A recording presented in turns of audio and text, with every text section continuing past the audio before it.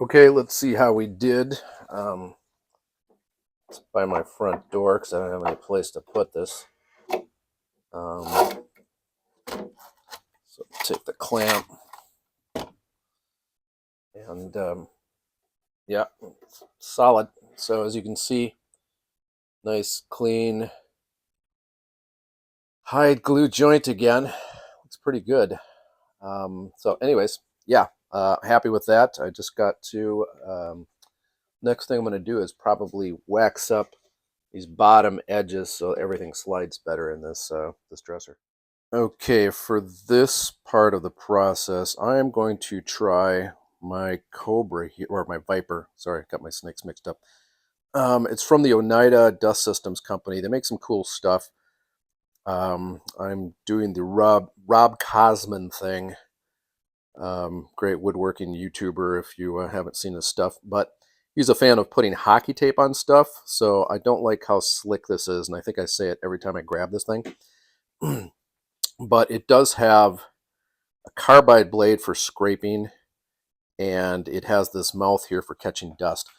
So I'm inside, and so I want to see what it takes if I can scratch the old finish off the Heywood Wakefield handle here. And so if you have a folding table like this, what you know is that it can clamp and hold something a little bit, but it won't keep it from twisting. So if you put a board, and I just have a couple of the micro jig clamps. Tighten up the handle here just a little bit. If you put a board here, what it does is then you can put quite a bit of pressure on it, and that's what I need. Is I need some leverage so I can drag this and scrape that and see if the finish will come off, and then I'll change it up a little bit for the top edges here. But I just want to kind of scratch that top off and get all the dust collected with this guy. All right, let's see how we do. Okay, I'm going to kick on the dust collection, so it's going to be a little noisy.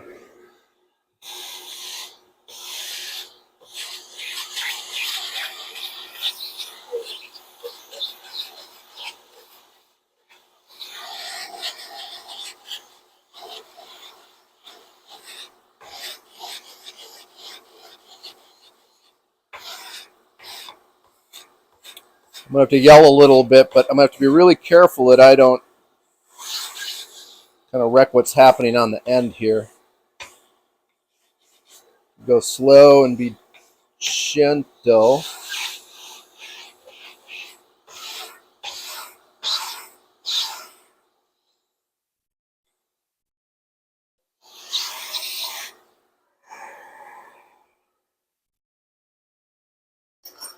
I'm actually going to take the Bahco out. This is the baby Bahco. I never remember the number, but this is kind of my problem solver. I'm just going to use the dust collection on the Viper.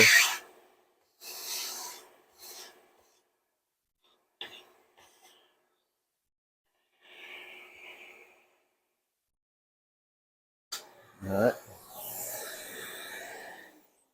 So as you can see, it went down to, I mean, this is just clean wood. It just needs just a little bit of sanding maybe, but the finish is gone. And so I've been able to do about 90% of the dresser this way. So I'm really happy with the way this is turning out, and I'm not going to leave a big dust pile in my yard with, I don't know what the yellow paint is in there. I don't know if there's anything weird.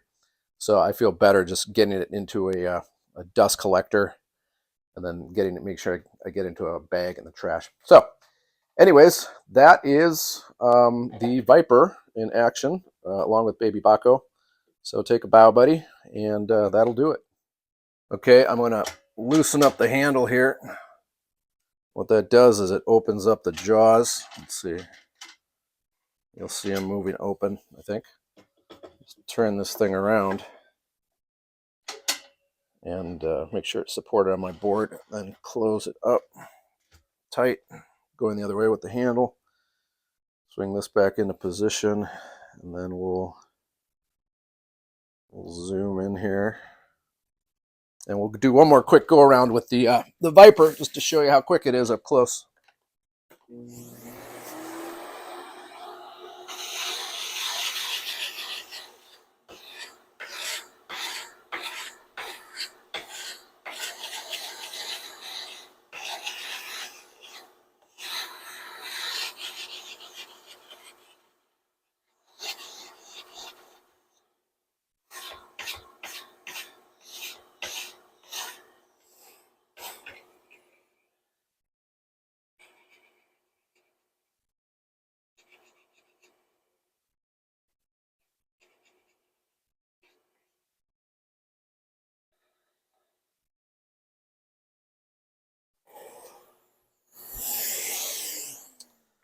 So once again, that went pretty quickly. Only have the 4-drawer dresser, so only 3 more of these. There's a lot of nice blonde MCM furniture, and it has this shellac finish that comes off pretty quickly and pretty easily. You can see how quickly the Bahco gets through it, but like I said, I want to collect the dust. So anyways, the carbide scrapers, if you've got large flat surfaces of mid-century modern blonde furniture, great way to get the old finish off.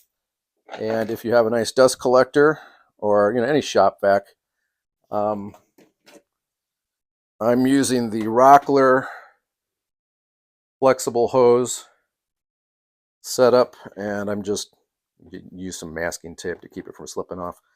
And it's got that big rubber mouth on there. So anyways, that's how that works. So I'll try and leave some links in the description, and let me know, but it's a thumbs up from me.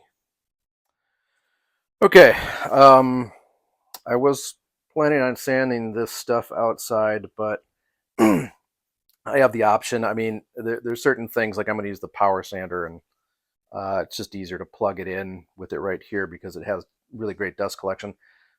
This stuff's made by Festool. This plugs into a regular shop vac, so if you had a rigid or something, you could plug it in there. There's just, it was about, I don't know, 15 feet of hose. This one you have to find usually online. This I found at my local Woodcraft after I told them to get their hands on it. It's an ergonomic block.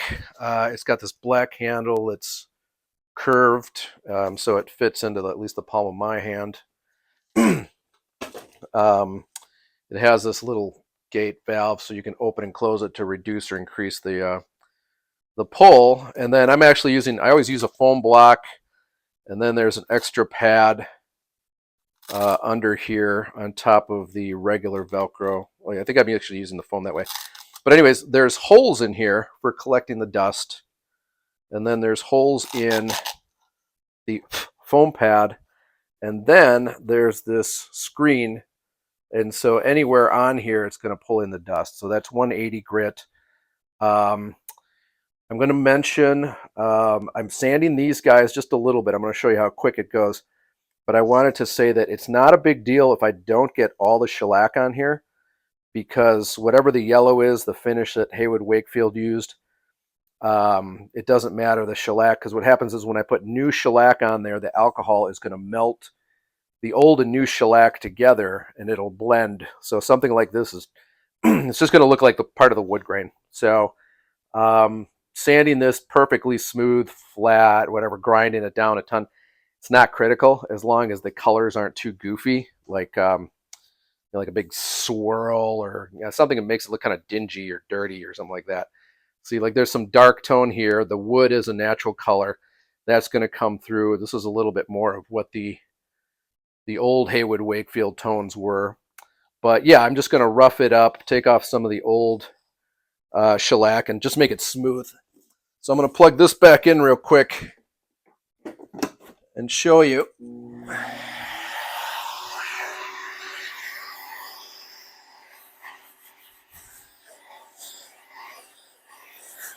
The back sides are just kind of dirty. They really didn't have much finish on them.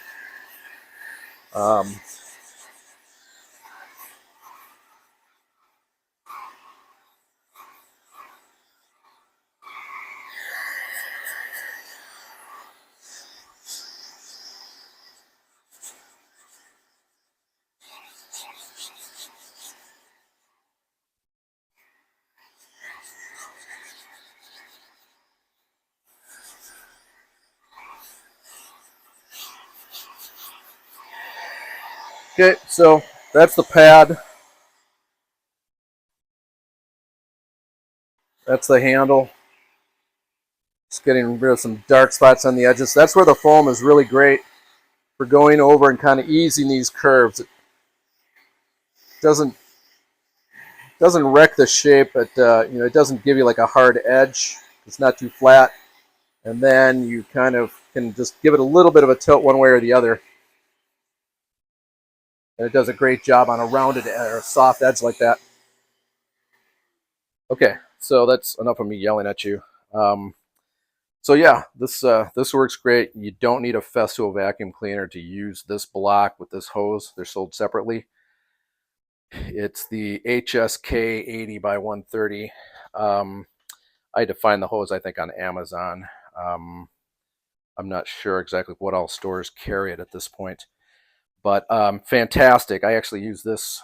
I use this for a lot of drywall work around my house, but it did a great job on this. I feel like there's a little bit of chipping here, but it's kind of to be expected.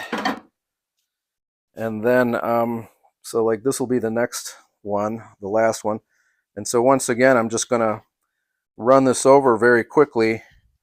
And the nice thing is it doesn't, using this with the air flowing over it, it doesn't heat up too much, and so it doesn't load too much with the shellac. There's probably some in there, but it really doesn't gunk up. You use a regular powered sander, an oscillating sander, or a random orbit sander, the round ones that kind of wooga wooga wooga. Those, they get too hot if they're turned up and moving too fast, and then this stuff will just melt and completely clog it, and you'll just throw money down in the trash within 1 minute from one pad to the next, or paper. So anyways, I got to get going with this. So I'm hoping this helps some of the people out there if they're looking for a way to sand, hand finish stuff, but inside an apartment or a small space or just a house with, if you don't have a great garage situation or workshop. So again, Festool HSK, I love it. We'll see if other people out there do too, or if they already have it. Let me know. Okay, as long as we're here, I'm just going to take the block sander with the hose, and I'm just going to show you how quickly that 180 takes that old finish back. A little bit more there. The drawers are in the way, but that's pretty quick, and it's pretty much ready to go for another. I just put a blonde shellac on there, and you'll never know that the old stuff was under here before. Okay, ran into a little bit of a hiccup here. I found this nail, and I thought, oh man, that's a problem. And then I noticed, oh yeah, it's totally wiggling back there. And then I checked up here, and uh-oh. So this screw broke, and it's easy to do in maple, and this is a very hard wood this is made out of. The issue is going to be that there's steel in there, and so in terms of getting that reinstalled, it's going to be kind of a problem with the end of the screw is still in there. So anyways, I've done a lot of rail work like this before. I'll figure something out, even if it's just maybe putting in a couple of nails alongside here and setting them. That might be the smartest move. But we'll see. I'm going to try and tap that guy back in there, maybe with a little super glue so it doesn't come loose. But this will be fun. Also, there's a drawer stop. I'm going to keep rocking the Clash behind me. I'm just going to show you. I'm going to tap down all the nails and just make sure that they haven't worked loose. Like this one, you can see that they threw a little bit of glue on it and they nailed it, but the nail is slowly letting itself out. So I'm going to gently tap, and then even this one, you can see the head's kind of coming out. So I'm just going to whack them with my little steel hammer and persuade them to go back to work. And then I'm going to do some major improvement on this guy. Okay, so I put a little bit of Type Bond 3. This is my go-to hammer. I've got a Home Depot Husky tote. It has pretty much all the things I need to fix about 80% of the issues on a dresser. So it's tight. I think I got lucky with this part right here. I don't know.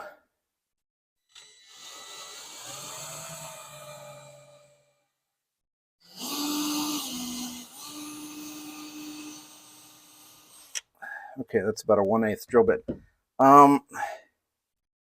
This is the part of the head of the screw, or part of the screw that was in here, and so I tried just drilling this out, and it came out. The parts just went right through it like butter. You can see let's see if this fuzz is still there. You can see the shagginess on the bit. I'm kind of wondering, I mean, it makes me wonder, it's like, was this built at a time where there's a steel shortage? And so they made some of the screws out of aluminum? I haven't put a magnet on it to see if it actually holds, but it's kind of a dull metal. If it's a dull steel, there's no rust. But anyways, I'll take it because that is history, and I can just find maybe a little bit thicker screw to take its place. And when you put a screw in here into wood that's as hard as this maple, put a little wax on it or soap, because that will help the threads slide in there, and hand tighten it. Don't use a power drill driver, drill impact driver, any of that stuff. It has to be a screwdriver so you can feel any resistance in there and not break the screw. Okay, so here we are. I ran this guy in with the rail out of the way, and it seemed to come out pretty easy, or destroy the what was left of the screw in there.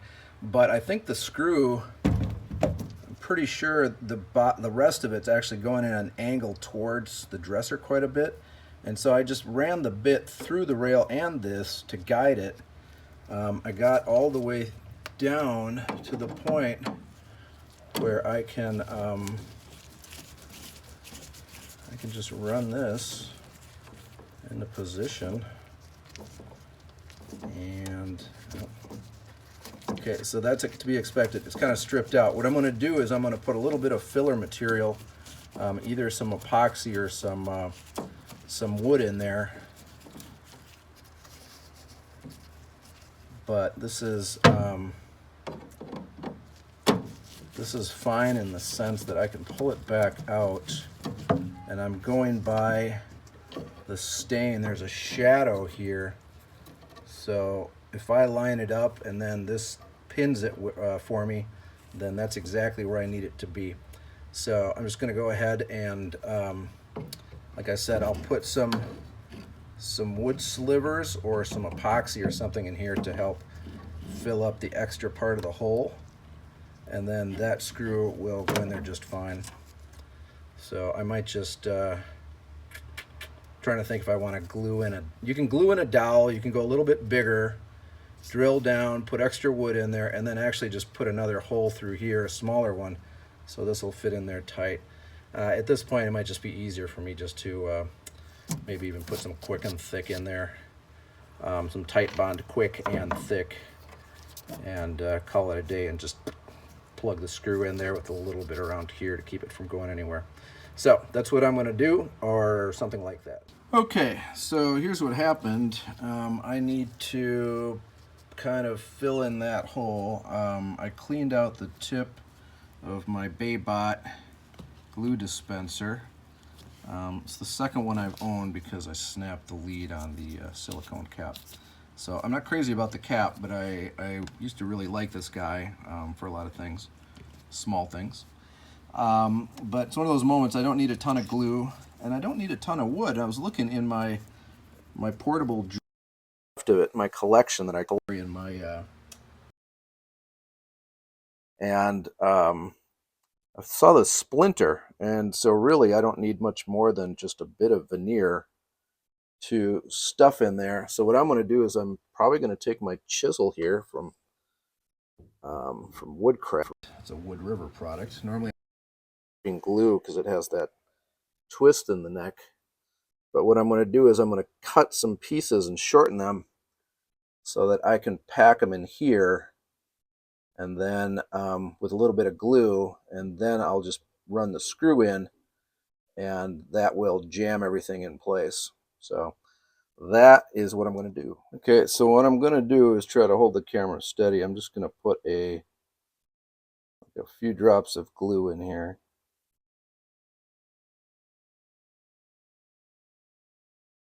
Actually, what the heck, I'm going to need some glue under this thing anyways. I think I am. So down here is my my chip collection. I'll try and pop the air pocket. The hole is a little deeper than I thought it was, but that's fine. That one sticks out a little bit.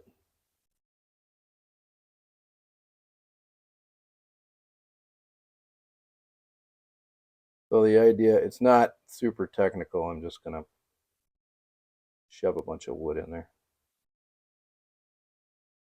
And then you do want to kind of arrange it so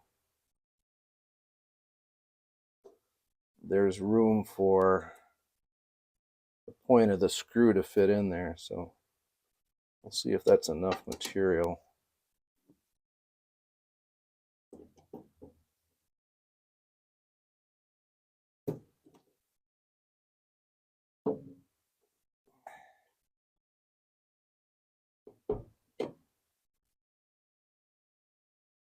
Make sure I get started.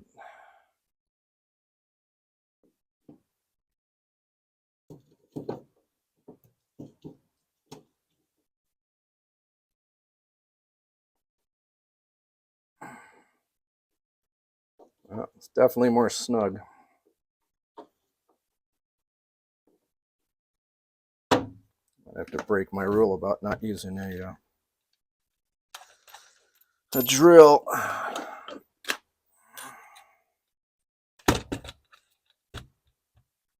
I'm going to put the bit for my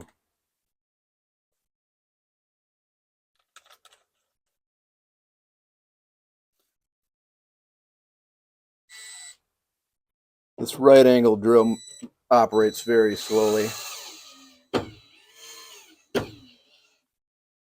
so it's tough to make a disaster happen in a hurry. So anyways, okay, there it is in a pinch. Might run over and grab the drawer and test it. I'll shoot more video if it doesn't work. Otherwise, assume that it did. And we're back in business. Now I just have to worry about doing some last bit of sanding. Work on these edges. Work on this edge with just my my little mouse sander. And I'm going to power sand the sides, the top, and then we should be good to go. So anyways, that was relatively painless. So hope this helps for anybody working on a dresser like this out there. Okay, so this is weird. I put the drawer in, and it actually was too close to this edge. But in a lot of this old furniture, I think it's the reason the dresser rail came loose in the first place. I had it exactly where the shadow was from where it had been before coming loose and failing.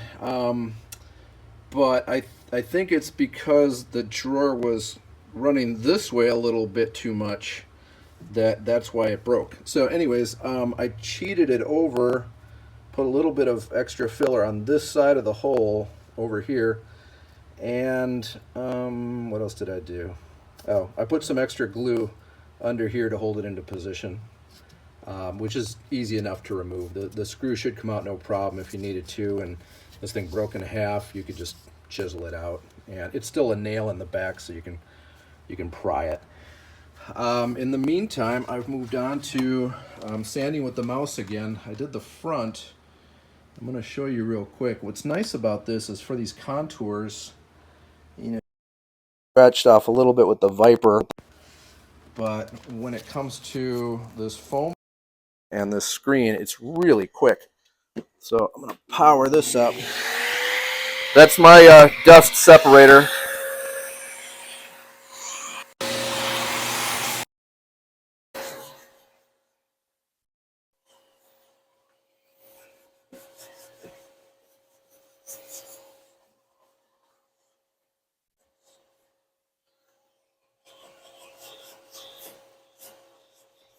And as usual, you always go with the grain. The wood, the fibers are running, the lines run this way, so you sand that way. All right, so here's some shellac here,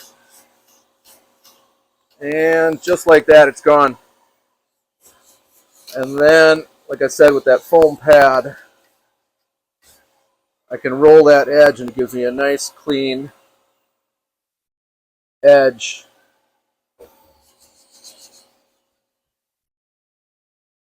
It's like scrubbing a dish that's been in the sink for a while and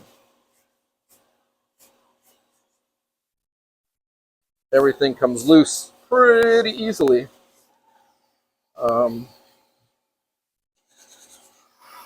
And that's the pad. A little bit of dust, but not bad.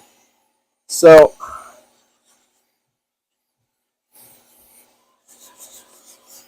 I'm going to take out a little bit stronger sander, and I'm going to do the sides. And the last thing is there's some ink or burn marks on top. What's nice about the Heywood Wakefield is that is a giant solid piece of wood. So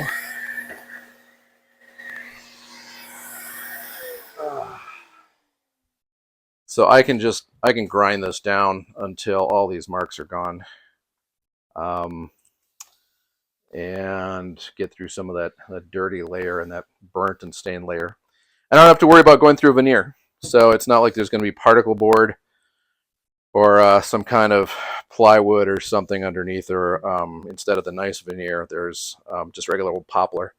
This is that much maple glued up. And then I'm going to have to just kind of hand sand out some of these. These are where the parts where the side and the top don't exactly meet exactly the same. I'll probably come through with a little Bahco and then just pop those chips off, and or maybe I'll use the power sander and just kind of blend that flat. So I haven't decided which sander I'm going to use, but it'll hopefully it'll do this in a hurry. I might have to do what's called a Rotex from Festool. It's a kind of a grinder disguised as a sander, because it's going to otherwise take me forever to get through this stuff on this top. So anyways, that's what's next.